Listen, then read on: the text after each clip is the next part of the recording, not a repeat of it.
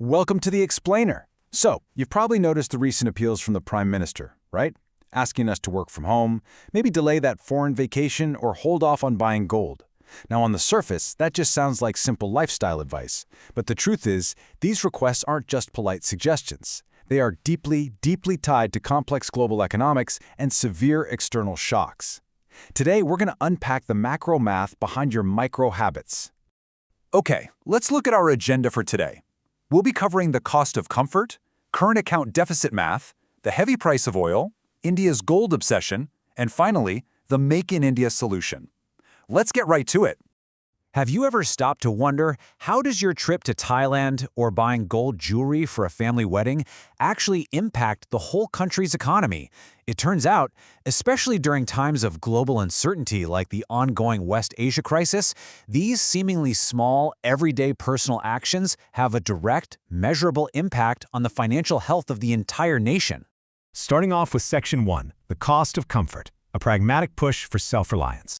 So the government recently laid out an economic strategy to manage external shocks, and it involves 7 very specific appeals to citizens from Prime Minister Modi. They're asking us to revive work from home, conserve petrol and diesel, use public transport, carpool, delay foreign trips for a year, avoid unnecessary gold purchases, and shift toward EVs and rail. What's really interesting here is the response from India Inc. Business leaders like EY India CEO Rajiv Memani are viewing this not as panic, but as a highly sensible, pragmatic request to just moderate consumption while the globe navigates these geopolitical challenges. And you know, it really comes down to a clash of two worlds. On one side, you have your personal choices, buying wedding gold, booking that overseas flight. But on the flip side, there's the national impact. Because both of those personal choices require spending US dollars, they directly drain India's foreign exchange reserves. It's your micro-household view colliding directly with the macro-national reality. Which brings us to Section 2, current account deficit math, or the household budget in dollars. $13.2 billion. Let that sink in for a second. According to the RBI, that was India's current account deficit for the third quarter of the 2026 financial year. It's a massive number, and it really grounds us in the sheer scale of the financial pressure the country is facing right now. So what does that number actually mean?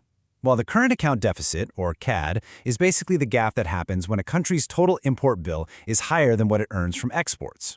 Think of India like a giant household that has to pay for its imported groceries. But the catch is, we have to pay in US dollars. When our dollar expenses exceed our dollar income, that deficit grows and we're forced to dip into our foreign exchange reserves. It's a simple concept, but man, the stakes couldn't be higher. And when you break down our total import bill, which is a staggering $775 billion, it totally makes sense why the Prime Minister is specifically targeting fuel, gold, and electronics. Just look at this. Petroleum eats up 27%. Gold and gems take up another 14 to 20%, and electronics sit right around 12 to 14. By asking citizens to modify their habits around fuel and gold, the government is aiming squarely at the absolute largest slices of the import pie. Let's zoom in on that biggest slice in Section 3. The heavy price of oil and navigating global disruptions. India's petroleum import bill alone sits at $122 billion, and with the fears of a blockade in the Strait of Hormuz, Brent crude prices surged past $105 to $115 a barrel.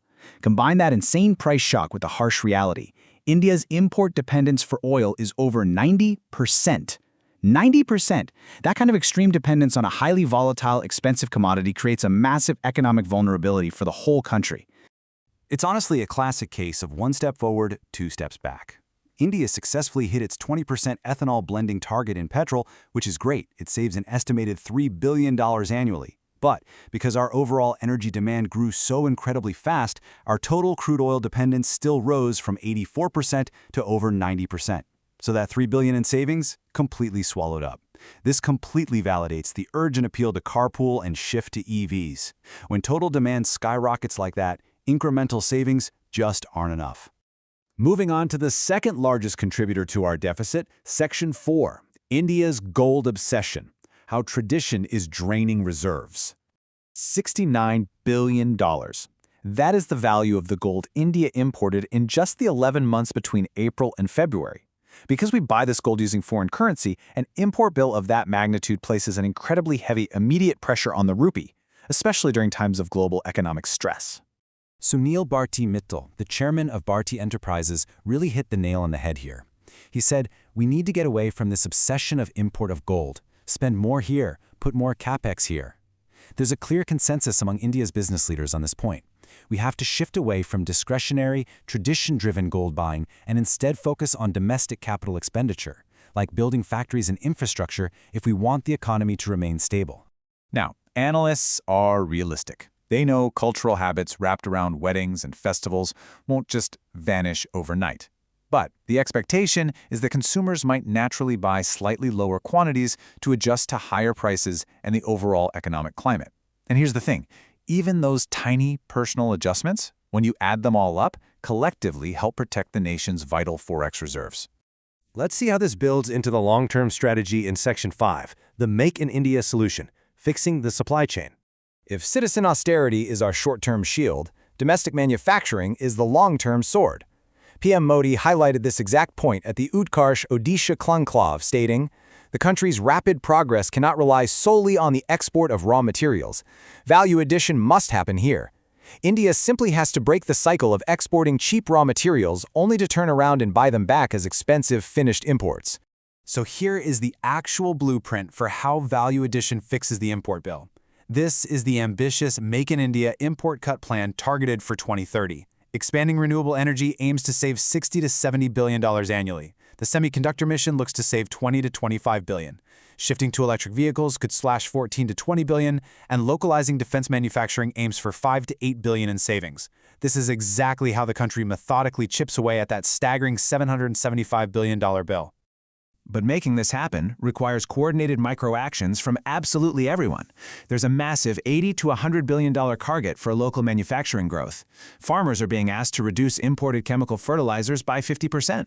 Everyday citizens are being urged to be vocal for local, choosing domestic shoes, bags, and scissors.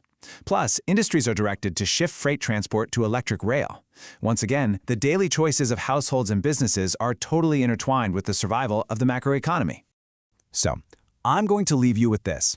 Next time you commute to work, shop for a wedding, or plan your next vacation, how will your daily choices fit into this giant global economic puzzle?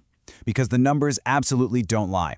Your personal actions have immense power in shaping India's economic resilience against global shocks.